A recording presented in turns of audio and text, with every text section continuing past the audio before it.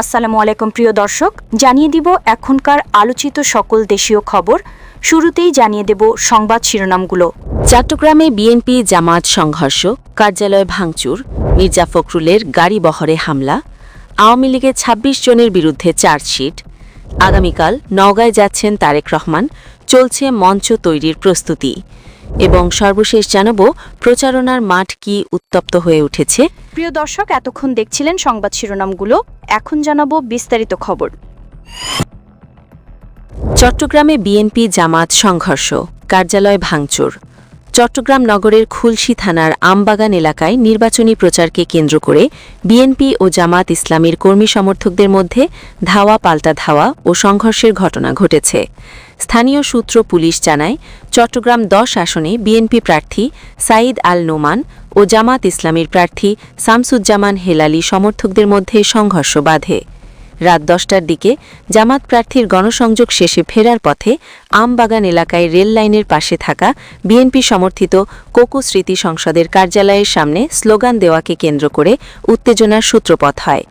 প্রত্যক্ষদর্শীদের ভাষ্যমতে জামাত কর্মীরা মিছিল নিয়ে যাওয়ার সময় কার্যালয়ের সামনে স্লোগান দিলে ভেতরে থাকা বিএনপি কর্মীরা বেরিয়ে এসে পাল্টা স্লোগান দেন। এক পর্যায়ে উভয় পক্ষ ইট পাটকেল নিক্ষেপ ও ধাওয়া পাল্টা ধাওয়ায় জড়িত পড়ে। পরে পুলিশকে পরিস্থিতি নিয়ন্ত্রণে আনে। জামাত ইসলামের দাবি, এই হামলায় তাদের অন্তত ৭ জন কর্মী আহত হয়েছেন। জামাত প্রার্থী শামসুজ্জামান হেলালি অভিযোগ করেন, মিছিল নিয়ে যাওয়ার সময় বিএনপি কর্মীরা ব্যাপক প্রস্তুতি নিয়ে পাথর নিক্ষেপ ও আমাদের ৭ জনকে শারীরিকভাবে লাঞ্ছিত করেছে। আমরা প্রশাসনের উপর আস্থা রাখতে চাই, তবে ২৪ ঘণ্টার মধ্যে ব্যবস্থা না নিলে আমরাও অধৈর্য হয়ে যাব। অন্যদিকে বিএনপি কার্যালয় ভাঙচুর, নেতাকর্মীদের উপর হামলার অভিযোগ এনেছে।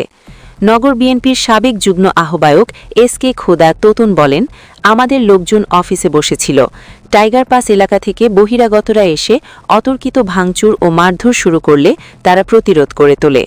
বহিরাগতরা যদি জামায়াত হয় তবে বসে সমাধান করা যাবে। মির্জা ফখরুলের গাড়ি বহরে হামলা, আওয়ামী লীগের ২৬ জনের বিরুদ্ধে চার্জশিট।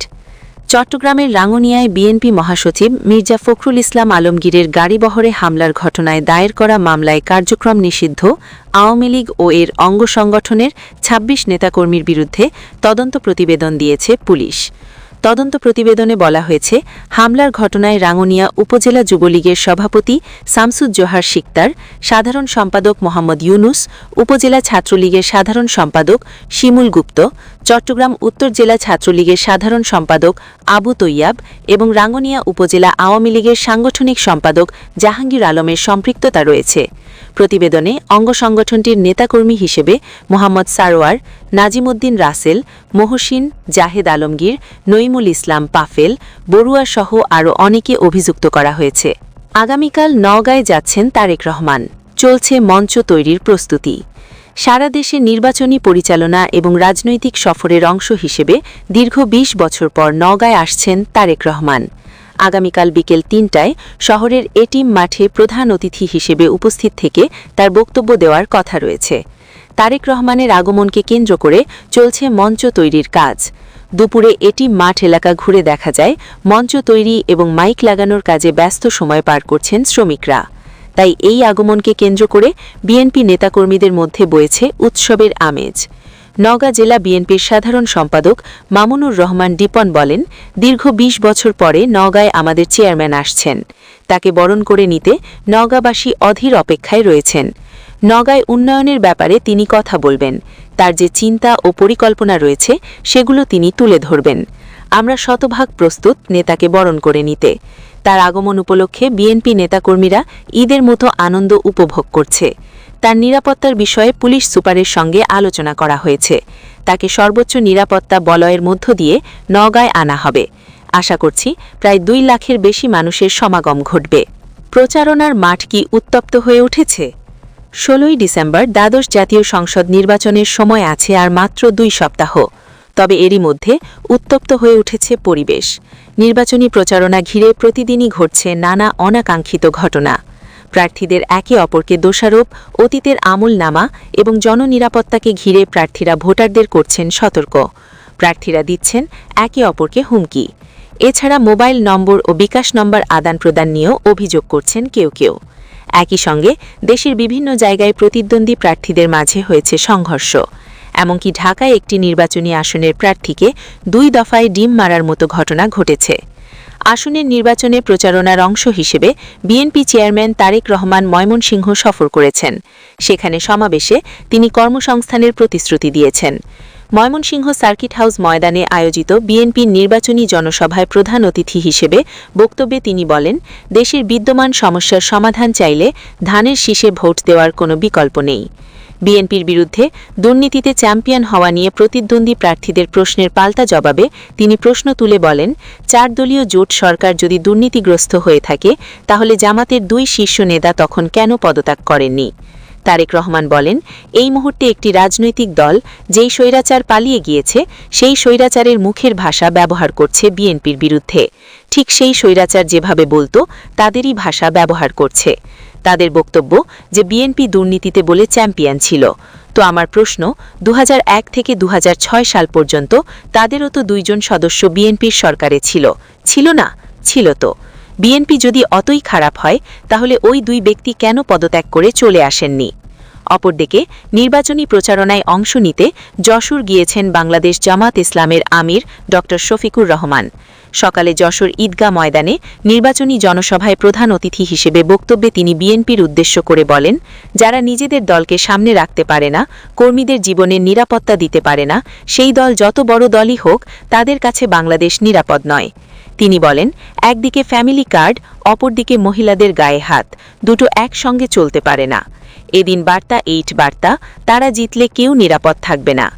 এদিকে রাজধানীতে 11 দলীয় জোট সমর্থিত ঢাকা 8 আসনের প্রার্থী নাসরুদ্দিন পাটোয়ারির ওপর ডিম নিক্ষেপের ঘটনা ঘটেছে। এর আগেও সিদ্ধেশ্বরীতে গণসংযোগকালে তার উপর ডিম ছুঁড়ে মারা হয় এবং ময়লা পানি নিক্ষেপ করা হয়। দুপুর 12টার দিকে শান্তিনগর এলাকায় হাবিবুল্লাহ বাহার কলেজে এমন ঘটনা ঘটে। প্রত্যক্ষদর্শীরা জানান, হাবিবুল্লাহ বাহার কলেজে আয়োজিত একটি পিঠা উৎসবে যোগ দিতে দুপুরে সেখানে যান শাপলাকলি প্রতীকের প্রার্থী নাসরুদ্দিন পাটোয়ারি। তার উপস্থিতি সাধারণ শিক্ষার্থীর একাংশের মধ্যে উত্তেজনা শুরু হয়। এক পর্যায়ে একদল শিক্ষার্থী তাকে উদ্দেশ্য করে স্লোগান দিতে থাকেন এবং একের পর এক ডিম নিক্ষেপ করেন। উদ্ভূত পরিস্থিতিতে তিনি কলেজ থেকে বের হয়ে সামনের রাস্তায় বসে পড়েন। তিনি তার প্রতিদ্বন্দ্বী প্রার্থী মির্জা আব্বাসের দিকে অভিযোগ ছুড়ে বলেন, আমি মির্জা আব্বাসকে বলবো এই সন্ত্রাসী কার্যকলাপ বন্ধ করেন। এভাবে হামলা করে আমাদের ভয় দেখানো যাবে না। আগামী 12 তারিখ জনগণ ব্যালটের মাধ্যমে এসবের জবাব দেবে। এরপর সংবাদ সম্মেলন করে তিনি মির্জা আব্বাসকে বিএনপি থেকে বহিষ্কারের দাবি জানান। নাসরুদ্দিন পাটোয়ারির অভিযোগ প্রসঙ্গে মির্জা আব্বাস বলেন, আমি কি বলবো, এই ধরনের স্কোপ তো খুঁজছে, বহুদিন ধরে লাগার চেষ্টা করছে। কে লাগবে ওর সঙ্গে খামোখা? আমার ঝগড়া করার কোনো প্রয়োজন নেই। আমার ঝগড়া করার কোনো রেকর্ডও নেই। আমি বহু আগে থেকে নির্বাচন করি। আমার রেকর্ড নেই কোনো প্রতিদ্বন্দ্বীর সঙ্গে ঝগড়া বা সংঘর্ষের। 11 দলীয় জোট সমর্থিত ঢাকা 11 আসনের প্রার্থী নাহিদ ইসলাম এদিন রাজধানীর রামপুরা বাজার এলাকায় গণসংযোগ করেছেন। নাহিদ ইসলাম বাজারের ব্যবসায়ীদেরকে শাপলাকলি মার্কা ও গণভোটে হ্যাঁ ভোট দেওয়ার আহ্বান জানান। এ সময় তিনি বলেন, আপনারা কি আওয়ামী লীগের পথে হাঁটবেন নাকি গণতন্ত্রের পথে হাঁটবেন? আওয়ামী লীগ অন্য দলকে রাস্তায় নামতে দিত না। তাদের পরিণতি 5ই আগস্ট কি ঘটেছে সবাই দেখেছেন। এখন বিএনপিও ওরকম করছে। তাদের পরিণতিও আওয়ামী লীগের মতো হবে। তিনি বলেন, আজ পাথরের ওপর হামলা হয়েছে, গতকাল উত্তরায় হামলা হয়েছে, 6 থেকে 7টি জেলায় জামাতের মহিলা কর্মীদের হেনস্থা করা হয়েছে, হুমকি ও ভয়ভীতি দেখানো হচ্ছে। আমরা কিন্তু আর বসে থাকব না। নির্বাচনী প্রচারণার মাঠে উত্তপ্ততার প্রধান কারণ হিসেবে বিএনপির হামলা ও উগ্রতাকে দায়ী করছেন জাতীয় নাগরিক পার্টির যুগ্ম মুখ্য সমন্বয়ক আরিফুর রহমান তুহিন। তিনি বলেন, রাজধানীর মতো জায়গায় পরপর আমাদের 2 এমপি প্রার্থীর ওপর হামলার ঘটনা ঘটেছে। গতকাল ঢাকা 18 আসনে প্রার্থী আরিফুল ইসলাম আদিবের এবং আজ ঢাকা 8 আসনের প্রার্থী নাসরুদ্দিন পাটোয়ারির ওপর হামলা করা হয়েছে। দুটো ঘটনার সঙ্গে সরাসরি বিএনপি জড়িত। তাদের হামলার কারণেই নির্বাচনী মাঠে উত্তপ্ততা।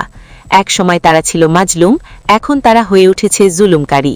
তিনি আরও বলেন, নির্বাচনের তফসিল ঘোষণার পর এমপি প্রার্থী ওসমান হাদিকে গুলি করে হত্যা করা হয়েছে, অথচ সেই ঘটনাকে নির্বাচন কমিশন বিচ্ছিন্ন ঘটনা বলে আখ্যায়িত করেছে। সেই ঘটনার পর থেকে নির্বাচনী মাঠ আরও বেশি নিরাপত্তাহীন হয়ে গেছে। এর মধ্য দিয়ে সবাই যাচ্ছে। তার সঙ্গে দেশব্যাপী বিএনপি নেতাকর্মীদের হিংস্রতার নতুন মাত্রা যোগ করেছে। নির্বাচন কমিশন নিরপেক্ষ না উল্লেখ করে এনসিপির এই নেতা বলেন, নির্বাচন কমিশন বিএনপির আজ্ঞাবাহ, তারা নিরপেক্ষ না। তবে তাদের এটুকু মনে রাখা উচিত, নিরপেক্ষ না থাকায় হুদা কমিশন এবং আইডিয়াল আওয়াল কমিশনের সঙ্গে কি হয়েছে। এদিকে দেশের কয়েকটি স্থানে বিএনপি এবং জামাত কর্মীদের মধ্যে সংঘর্ষ হয়েছে। এছাড়া পটুয়াখালী দশমিনা উপজেলার গণ অধিকার পরিষদের সভাপতি নুরুল হক ও স্বতন্ত্র প্রার্থী হাসান মামুনের সমর্থকদের মধ্যে সংঘর্ষ, নির্বাচনী অফিস ভাঙচুরের ঘটনা ঘটেছে। এতে দুই পক্ষের বেশ কিছু কর্মী আহত হওয়ার খবর পাওয়া গেছে। এই সংঘর্ষ নিয়ে একে অপরকে দোষারোপ করেছে দুই প্রার্থী। রাজনৈতিক বিশ্লেষকরা মনে করছেন, পারস্পরিক দোষারোপের বক্তব্য নিয়ন্ত্রণ করা না গেলে সামনে পরিস্থিতি কঠিন হতে পারে। ঢাকা বিশ্ববিদ্যালয়ের রাষ্ট্রবিজ্ঞান বিভাগের অধ্যাপক কাজী মাহবুবুর রহমান বলেন, রাজনৈতিক দলগুলো এবং নেতৃত্ব একে অপরের ব্যাপারে যেভাবে কথা বলছে, সেটাও আগের রাজনৈতিক সংস্কৃতির সঙ্গে। প্রিয় দর্শক, এই ছিল এখনকার গুরুত্বপূর্ণ নিউজ। আরও গুরুত্বপূর্ণ নিউজ নিয়ে ফিরছি কিছুক্ষণের মধ্যে। নিউজগুলো সবার আগে দেখার জন্য এই চ্যানেলটি সাবস্ক্রাইব করে আমাদের সাথে থাকুন। ধন্যবাদ।